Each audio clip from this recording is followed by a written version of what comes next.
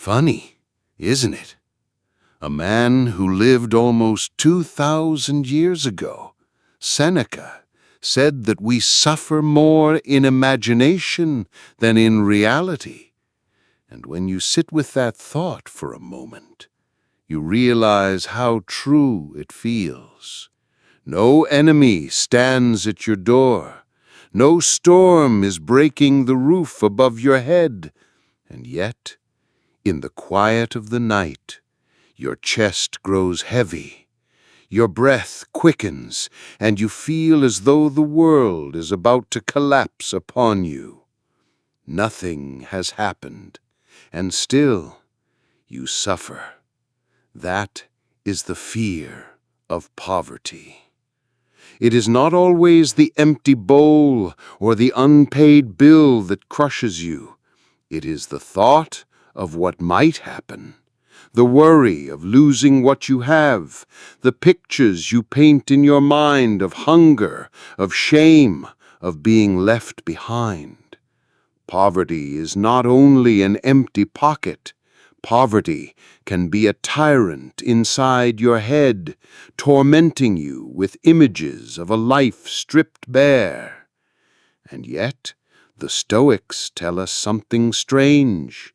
They say that this fear, this constant trembling, is more dangerous than poverty itself. A man can live with little and still live nobly, but a man who fears losing what he has, even if he is rich, becomes poor in spirit. His wealth is only a chain. His possessions become guards watching him, reminding him that everything can vanish at any moment. Have you felt that? You work hard. You finally save a little. You can breathe easier just for a while. But then something inside whispers, "What if it's not enough? What if the price rises? What if the job ends? What if someone else takes it away?" And suddenly, instead of joy, you feel only dread. You are not free. You are enslaved to your own fear. The Stoics believed that true freedom was not found in having more, but in needing less. They practiced what they called voluntary poverty. Imagine that. Men who could have dined with emperors, choosing instead to wear coarse clothes, to eat simple bread, to sleep on the floor. Why would they do such a thing? Because they wanted to break the chain. They wanted to prove to themselves that they could live with little and still remain whole. They wanted to look poverty in the face and say, "You have no power over me." You see, most of us live in the opposite way. We do everything we can to avoid even the thought of having less. We run, we hide, we cover our eyes, we push away the possibility. And in doing so, we give fear a deeper hold on us. We strengthen its roots, we allow it to whisper to us in the dark, and we cannot silence it. But when you face the fear, when you live simply by choice, even just for a moment, something remarkable happens. The fear shrinks. You taste plain food and realize it keeps you alive. You sleep on a thin bed and realize you can still rest. You walk instead of driving, and the world does not end. And in that moment, the shadow loses its size. Poverty is no longer a monster hiding under the bed. It is only life, a little more bare, a little more difficult, but not unlivable. Seneca wrote letters to his friends, reminding them that the greatest wealth is contentment. If you are not a slave to luxury, then fortune has no weapon against you. Do you see the strength in that? When you no longer tremble at the thought of having less, you are free.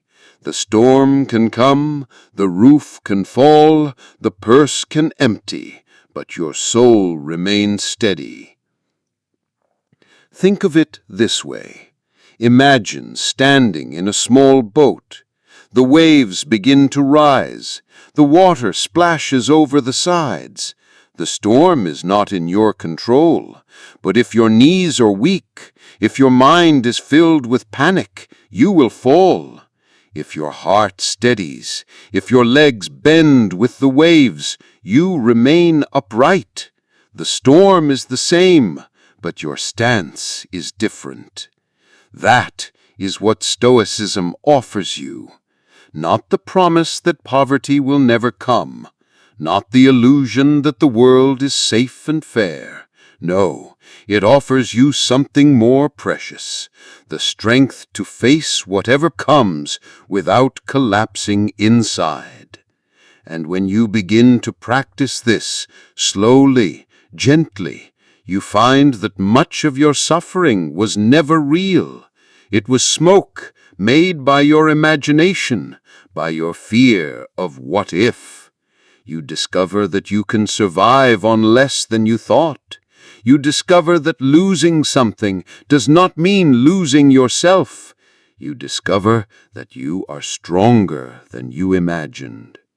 Does that sound familiar to you? Have you ever looked back on a hard time and thought, "It nearly broke me, but now that I see it, I survived. I even grew"? This is the lesson the Stoics want us to learn before the storm. They want us to see that poverty, though feared like death, is not the end. It is only another condition of life, one that the soul can endure with dignity. So here you are. Perhaps you wake up with a knot in your stomach about money. Perhaps you worry that the ground beneath you will give way. You wonder how long you can hold on, how long before the tide pulls you under, and the fear grows louder than the reality. Pause with me here. Breathe. Remember what Seneca said, "We suffer more in imagination than in reality." Notice how much of your pain is only the mind rehearsing disasters that have not yet come. Notice how much strength you lose to fears that may never arrive. You can learn to let go of this, not in one day, not in one great leap, but gently, slowly, by practicing the art of needing less, of facing the shadow without running. And with each step, the fear grows smaller, and your spirit grows freer. The Stoics did not ask you to love poverty. They only asked you not to fear it, for the man who does not fear poverty can never be truly poor.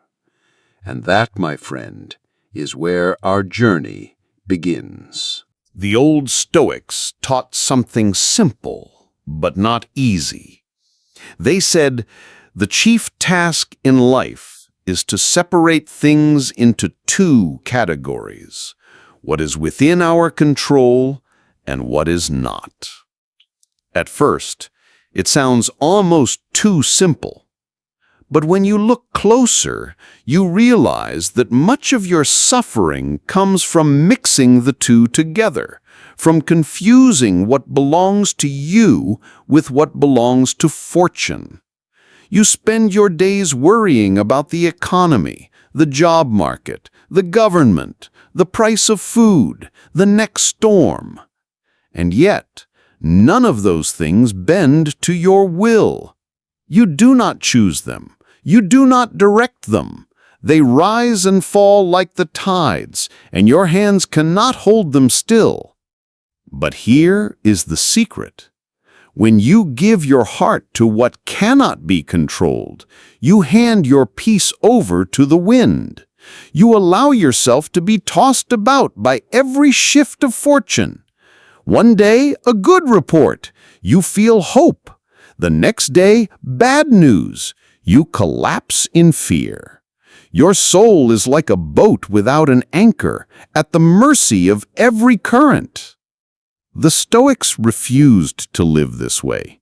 They said, you cannot command the storm, but you can command your own hand upon the oar. You cannot stop the world from changing, but you can choose how you respond. And that choice, that small circle of control, is where your freedom lives. Think about it. Can you control the price of bread? No. But can you control whether you waste what you have? Yes. Can you control whether a company closes? No. But can you control whether you build skills, prepare, adapt? Yes. Can you control whether others judge you for having little? No. But can you control whether you accept their judgment into your heart? Yes. And that, my friend, is where strength is born. Most of the fear of poverty comes from living in the wrong circle. You try to control what cannot be controlled, and in doing so, you lose the one thing you always had, the freedom to govern your own thoughts, your own actions, your own character. Epictetus, the slave who became a Stoic teacher, said it with clarity. Some things are up to us, and some things are not. And he built his entire philosophy on that foundation. He knew poverty, he knew hardship, he knew chains on his body. But he also knew that no chain could touch his mind unless he let it. He could choose his words, he could choose his thoughts, he could choose whether to meet hardship with bitterness or with calm. And in that choice, he was freer than the emperors who feared losing their thrones. You see, poverty itself is not the true enemy. The true enemy is believing you are powerless. The true enemy is forgetting where your control ends and where it begins. Let me tell you a little story. There was once a farmer whose field was struck by flood. He lost nearly everything in a single season. His neighbors pitied him. Some mocked him. Many said he was ruined. And yet, when they asked how he felt, he simply shrugged. He said, "The flood has taken what was not mine to keep, but it has not taken my will to plant again, and tomorrow I will plant." That man understood the Stoics. He knew that his field, his crop, even his wealth were never fully his. They could be given, they could be taken. But his spirit, his choice to rise each morning and do what he could, that remained untouched. Now compare him with the man who lives in fear of losing even a little. Every day he trembles, though the flood has not yet come. He imagines loss, he imagines shame, he imagines ruin. And while his barns are still full, his heart is already empty. Which one is truly poor? The one who lost his crop, or the one who loses his peace every day to fear? When you live by Stoic wisdom, you begin to shift your attention back to what is yours. You remind yourself, the world will move as it will. Fortune will give and take. I cannot chain it, but I can shape my own mind. I can govern my own actions. I can choose dignity even in loss. I can choose calm even in uncertainty. And with that, the fear begins to fade. Not because the world has grown safer, but because you have grown steadier.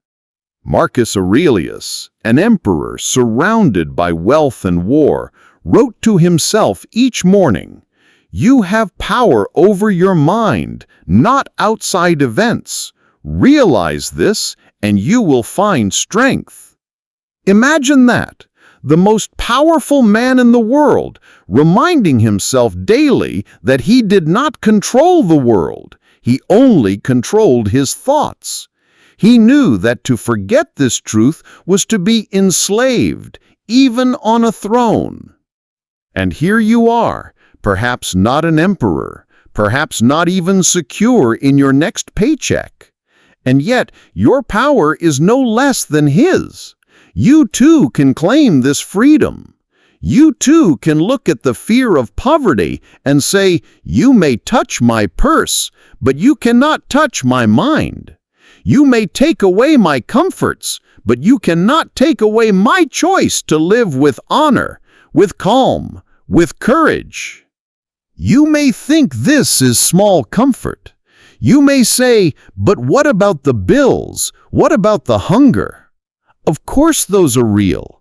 Stoicism does not deny the weight of life, but it teaches you not to carry more than what is truly yours.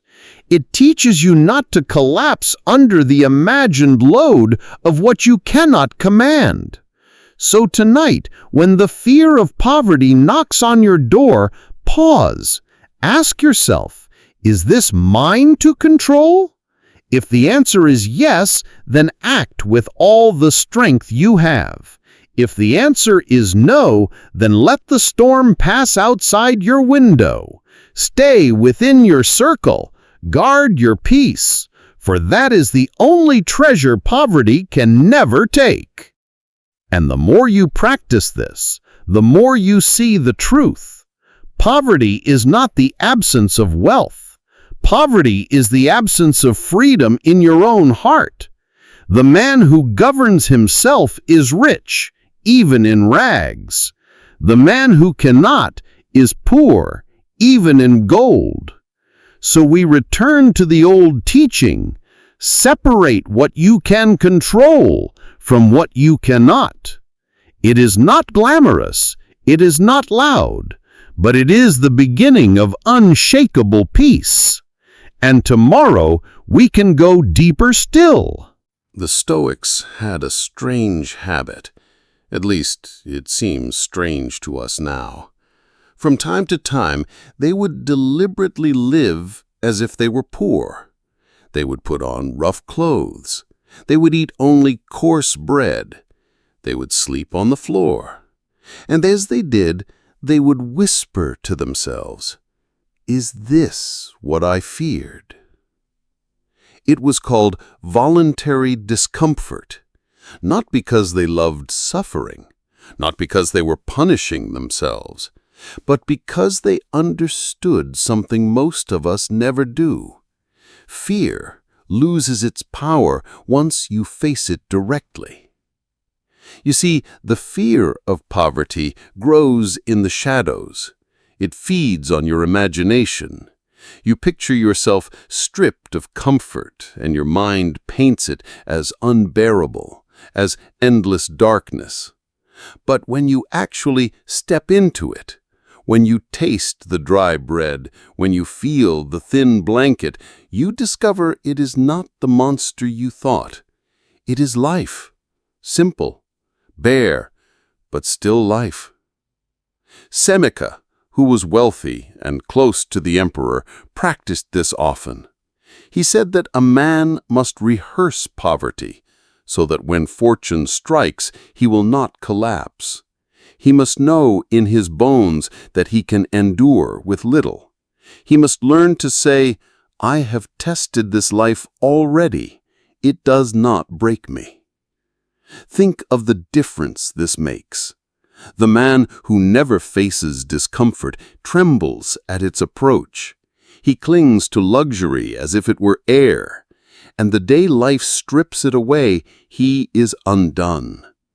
But the man who has already chosen discomfort, who has trained his spirit to live with less, walks calmly into hardship. For him, it is no stranger, it is an old companion. Perhaps you know this truth already. Have you ever lost something you thought you could never live without? A job, a possession, even a comfort. And after a while, You found you were still alive. You adjusted. You discovered strength you did not know you had. That is the essence of voluntary discomfort. The Stoics simply chose to learn it before life forced them to. This practice is not about abandoning all comfort. It is about freedom. Imagine you enjoy fine meals, but you also know you can eat bread and water without complaint. Suddenly, the fear of losing wealth has less hold on you. You can enjoy what you have without being enslaved by it, because you know, deep down, that if fortune takes it away, you will not fall apart. There's a kind of dignity in this, a quiet strength. The Stoics remind us that true wealth is not the abundance of possessions, but the ability to be content with little. For what use is a banquet if you live in terror of famine? What use is a mansion if you cannot sleep at night for fear of losing it? Let me give you a picture. Imagine two men. One sits at a golden table surrounded by delicacies, servants at his side. Yet his eyes dart constantly, worried that tomorrow he may be ruined, that someone may steal it all. The other sits on a wooden bench, eating plain bread with calm. He has little, but he fears nothing. Now tell me, which one is truly rich? Voluntary discomfort is a training of the soul. It teaches you that you do not need as much as you think. It strips away the illusion that survival depends on constant abundance. It proves, in the simplest way, that peace is not bought by possessions, but built within the heart. Of course, this is not easy in a world that prizes comfort above all else. We are taught from childhood to avoid hardship, to seek pleasure, to surround ourselves with security. But security built on avoidance is fragile. The Stoics preferred a different kind of security, the kind that comes from knowing you can endure what others cannot. You do not have to become a monk. You do not have to abandon your home, but you can practice gently. Skip a meal. Wear the older coat. Sleep without the extra cushion. Walk when you could ride. Each time, whisper to yourself, "Is this what I feared?" And each time, you will find that you survive. You will find that your strength grows while your fear shrinks. And when the storms of life do come, as they always do, you will not be as shaken as others, because you will have already lived through the shadow of poverty and found that it cannot crush you. Seneca once wrote, "It is not the man who has too little who is poor, but the man who longs for more." And voluntary discomfort cures that longing. It reminds you that your true needs are few: food, water, shelter, air, dignity of spirit. Beyond that, everything is extra. Welcome it with gratitude, but do not chain yourself to it. You may wonder, why does this matter? Why practice discomfort when life is already hard enough? Because the greatest prison is not hardship itself. The greatest prison is the fear of hardship. And fear shrinks only when you face it. When you train yourself in simplicity, you carry a new kind of wealth inside you, the wealth of resilience. You discover that poverty, if it comes, cannot make you poor. It may strip your pocket, but not your soul. It may take your possessions, but not your peace. So try it, even for a day. Choose a little discomfort. Sit with it, and notice the truth that comes. You need less than you thought. You are stronger than you imagined. Poverty is not the end. It is only a different way of living. And in that realization, the fear begins to loosen its grip. That is the gift the Stoics leave us, not an escape from hardship, but the courage to meet it with steady hands, not a promise of riches, but the discovery that riches were never the answer. Freedom is the answer. And when you no longer fear poverty, life opens in a new way. You can walk lighter. You can breathe deeper. You can live with gratitude for what you have without trembling at what you may lose. And that, my friend, is the beginning of a life that no storm can truly touch. The world tells you that wealth is measured in numbers, in the digits on your bank account, in the size of your house, in the weight of the coins in your hand. And so, naturally, you fear poverty, because it means those numbers fall, those rooms grow smaller, those coins slip away. But the Stoics looked at wealth in another way. They asked a simple question: what good is abundance if it enslaves you with fear? What good is a mansion if its owner trembles every night that it might be lost? What good is a feast if the thought of famine haunts every bite? To the Stoics, wealth was not the piling up of possessions, but the freedom of needing little. A man who requires little cannot be made poor. A man who needs much can never be made rich. Consider this. A king may sit upon a golden throne, yet still be restless, suspicious, and unsatisfied. His appetite is endless. He craves more land, more praise, more safety. He is rich in possessions, but poor in contentment. On the other hand, a humble worker may return to his small home, eat a simple meal, and fall asleep in peace. His body rests, his mind is free, his heart is full. Tell me, which one carries the greater wealth? Marcus Aurelius, who ruled the vast Roman Empire, knew this truth. Each night he reminded himself that palaces, jewels, and armies were fleeting. He wrote, "Very little is needed to make a happy life. It is all within yourself, in your way of thinking."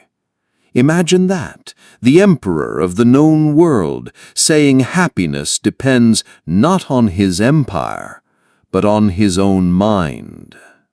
It is a strange thing, isn't it, to realize that poverty and wealth are not measured in the market, but in the soul, that the richest man may be poor in spirit, while the beggar may hold a kind of freedom kings would envy. Have you ever met someone who has little, yet they laugh with ease, they share what little they have, they sleep without worry? And have you ever met someone who has much, yet their face is tight, their heart closed, their nights restless? These two people reveal a truth no ledger can capture. Wealth is not the same as peace. Seneca wrote to a friend, "If you wish to make a man rich, do not add to his store of money, but subtract from his desires." You see, when desire rules you, poverty is always close, no matter your balance, because enough is never enough. But when you master desire, when you can look at simple bread and say, "This is sufficient," you stand in a freedom no fortune can give and no misfortune can take away. This does not mean that money is evil, nor that one should reject it. The Stoics were not against wealth itself. They only warned against dependence. Money is useful, yes. It can clothe, feed, and protect. But it must remain a tool, not a master. A servant in your hand, not a chain around your neck.